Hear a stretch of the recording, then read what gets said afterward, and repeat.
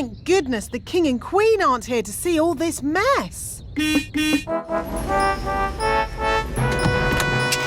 the King and Queen! Hooray!